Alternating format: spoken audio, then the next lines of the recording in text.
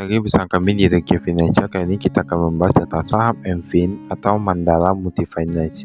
Kita lihat apa yang bisa kami temukan di laporan keuangannya. Di sini ada disebutkan direkturnya yaitu Krista Lasmana. Dan untuk yang alamat kantor di Jalan Raya nomor 24 AB Jakarta. Kalau ini mereka dalam bentuk rupiah ya, tapi nilainya jutaan. Untuk kas dan setara kas, kita lihat tahun lalu ada 1,5 triliunan, sekarang menurun nih untuk untuk yang kuartal ketiga menjadi 1,4 triliunan saja. Lalu kita lihat yang untuk piutang pembiayaan masih sama, meningkat sedikit menjadi 4,9 triliunan. Kita lihat piutang lain juga meningkat sedikit. Total asetnya dari 6,5 triliunan menjadi 6,7 triliunan. Utang usaha kita lihat yang pihak ketiga. Ini pihak ketiga dari 49 miliaran menjadi 51 miliaran. Pihak berelasi lebih sedikit, jadi ini agak bagus ya. Kemudian kita lihat yang jumlah liabilitas. Jumlah liabilitas ini berarti total hutangnya ya.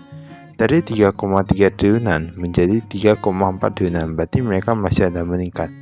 Mereka ada menerbitkan obligasi nih, tapi jumlahnya hampir sama. Untuk yang pinjaman, ini pinjam pembayar nih. Total ekuitasnya dari 3,2 triliunan menjadi 3,3 triliunan. Ini berarti walaupun hutangnya meningkat, ekuitasnya juga meningkat, tapi ini di bidang pembiayaannya. Jadi masih oke aja kalau misalnya liabilitasnya meningkat, karena dia hampir seperti bank gitu ya. Untuk pendapatan pembiayaan konsumen dari 1,56 triliunan menjadi 1,57 triliunan. Berarti ini kan ada peningkatan di pendapatannya ya. Bunga bank mereka pun dapat nih. Untuk lain-lain agak berkurang. Ini lain-lain nggak tahu nih karena mereka gak ada sebutkan. Jadi totalnya itu masih meningkat 1,63 triliunan menjadi 1,65 triliunan. Untuk yang bersihnya, laba bersihnya itu dari 500-an miliaran menjadi 364 miliaran. Itu mengapa terjadi? Karena ini beban-bebannya naik nih. Kita lihat ya, beban kepegawaian, beban administrasi dan lain-lain. Nah, walaupun sebenarnya sekarang jarang ada yang pakai istilah beban kepegawaian, paling beban gaji atau gimana gitu ya. Tapi ini kayaknya laporan keuangannya masih pakai beberapa istilah yang agak apa ya. Ini penerimaan kas dari konsumen dari 4,7 triliunan menjadi 4,9 triliunan. Dan lain-lain juga meningkat. Pengeluaran kas kepada dealer dari 3,7 triliunan menjadi 3,8 triliunan. Nah, ini kalau tidak salah ini yang MFIN ini mereka lebih ke pembiayaan sepeda motor nih. Lalu kita lihat pembiayaan bersama without resources. Nah, dulu gak ada, sekarang ada minus 15 jutaan. Ini 15 miliaran pun. Arus kas dari aktivitas investasi. Kita lihat, ini masih minus. Kalau masih minus seharusnya masih bagus ya, karena mereka ada penambahan aset tetap dan lain-lain. Kalau pendanaan minus, sebenarnya pembayaran minus juga bagus nih. Ibaratnya kayak gini, kalau arus kas dari operasional itu positif, itu lebih bagus. Tapi kalau investasi sama yang pendanaan itu negatif, itu lebih bagus menurut kami ya. Komisaris ada Asherandrawan, Organisasi Independen Dedi Herwanto, yaitu Tama Harjanto. Kemudian kita lihat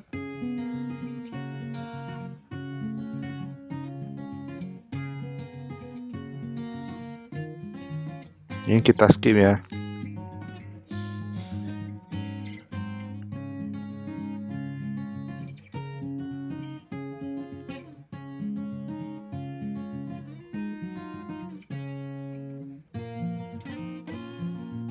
Kita skip.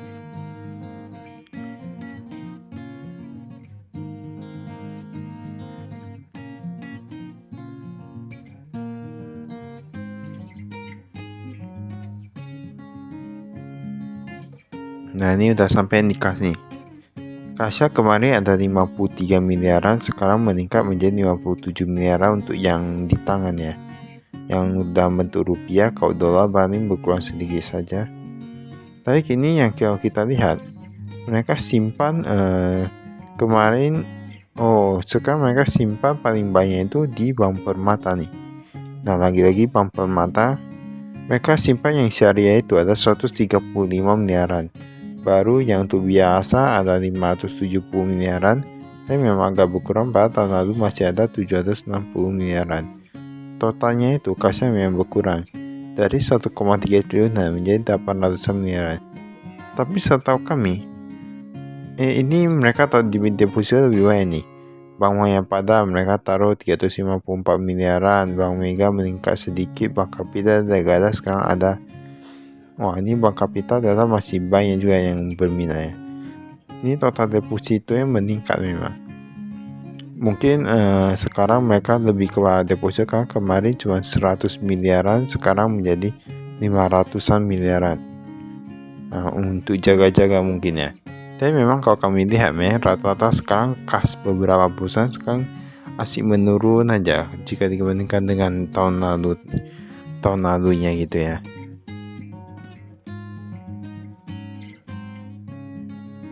Ini piutang pembiayaan konsumen ini yang konvensional nih.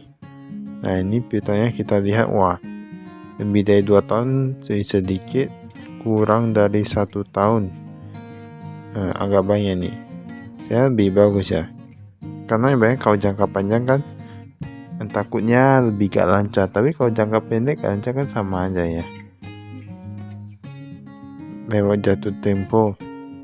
Tapi kalau dilihat dari sini, tampaknya masih lancar-lancar aja cicilannya. Walaupun kita pikir ada yang lari, tapi ternyata gak gitu banyak ya.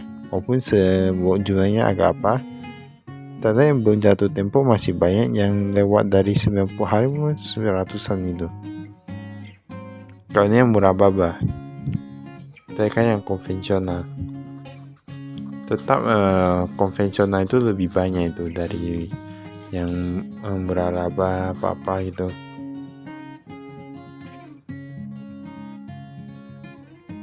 Kalau ini ada dibagi menjadi stage-stage-nya.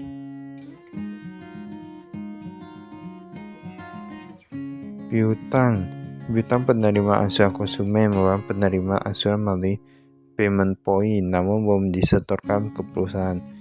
Ini banyak seperti konsumennya udah bayar tapi kan melalui pihak ketiga seperti ada Indomaret, Alfamidi gitu-gitu, tapi uangnya itu masih belum ditransfer kepada Infinity.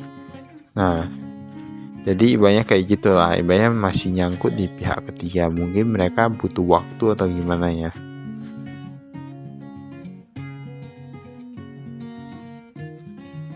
Ini aset tetapnya. Nah, penambahan kendaraan, batang kantor.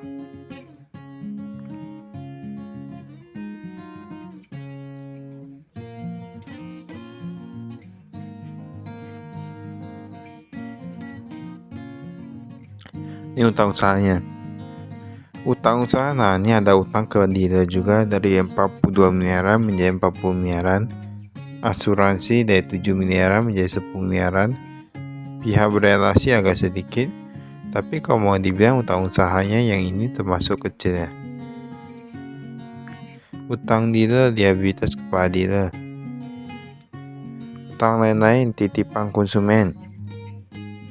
Titipan konsumen 55 miliaran dari 44 miliaran. Titipan koperasi karyawan mau meningkat juga nih. Ini kayaknya agak bagus nih. Berarti ini bisa konsumen bisa titip juga ya.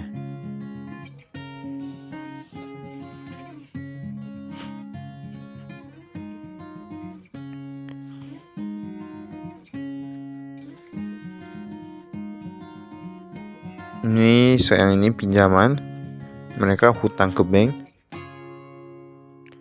Nah, bank permata bahkan kasih pinjaman paling banyak. Rata-rata kayak gitu. Ibaratnya kita simpan uang di bank itu 1 miliar. Kadang kita bisa pinjam 1 miliar juga gitu, atau lebih kecil, ataupun bahkan bisa lebih besar.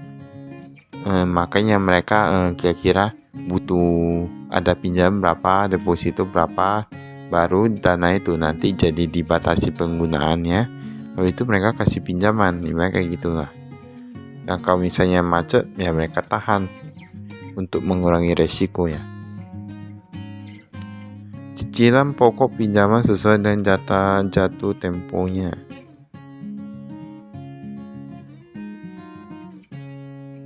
Ini pinjaman seperti yang tadi. Ini para kredit itu terdiri dari Bank Permata sebagai joint mandate leader, manager, and facility agent. Ini ranger ya. Berarti perusahaan mempunyai fasilitas pinjaman kredit sindikasi dan penjajahan kredit dengan maksimal 1 triliunan. Ini pun 350 miliaran nih. Hebatnya dapat Bank Permata ya. Berarti ini ada hubungan nih dengan Bank Permata. Fasilitas ini dijamin dengan fidusi atas piutang pembiayaan yang berstatus lancar atau menunggak di bawah 30 hari serta 100% dari jumlah fasilitas yang digunakan. Pinjaman sindikasi berarti mereka ada ya dari Bank Permata ini.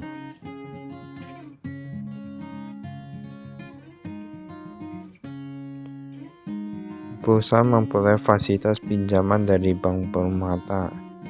Pada tanggal 30 September, satu pinjaman sesuai dengan nilai kontrak sebesar 900-an miliaran nih. Pada tahun lalu cuma 600-an miliaran. Berarti perusahaan ini banyak lebih ke arah Bank Permata ini ya. Nah, kita lihat tadi totalnya itu yang paling banyak itu pun di Bank Permata. Memang ada juga dengan Bank Mandiri dan lain-lain, Bank BNI, tapi kayaknya gak gitu besar.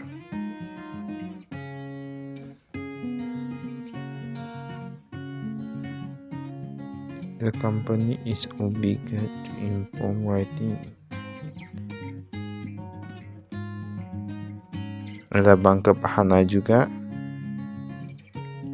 Nah, jadi misalnya kalau ada yang punya usaha mau pinjaman, bisa juga dipelajari laporan keuangannya, karena di sini ada dikatakan tentang syarat-syaratnya, bonus-bonusnya, bunga-bunga yang mereka berikan.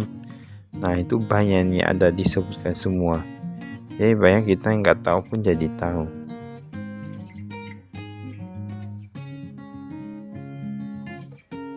Ini tingkat kenaikan gaji. Ini yang 2022 ya.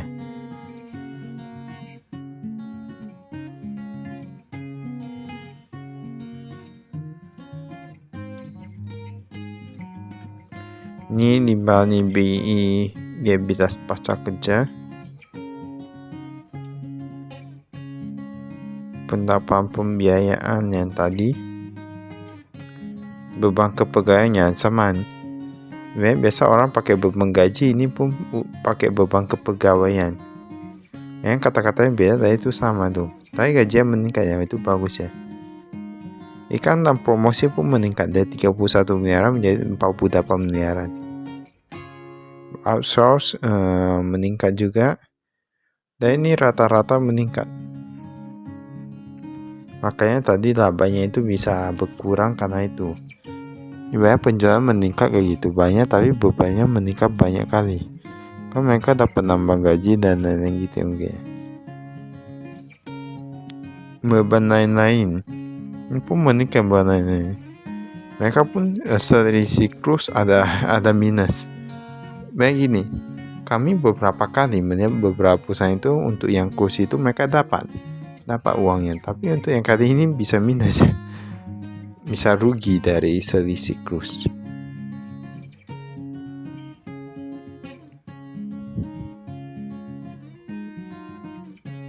Nah, ini pendapatannya. Pendapatannya paling banyak mereka dapat di Sulawesi. Di Jawa mereka agak kalah, mereka lebih ke Sulawesi, kedua ke Sumatera. Sulawesi, Sumatera, Jawa, baru Kalimantan. Berarti ini lebih terkenal di Sulawesi ya.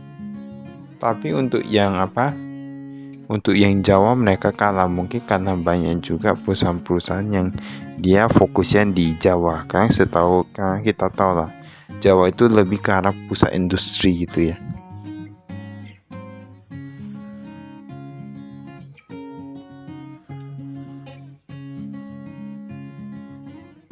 Ini manajemen resikonya.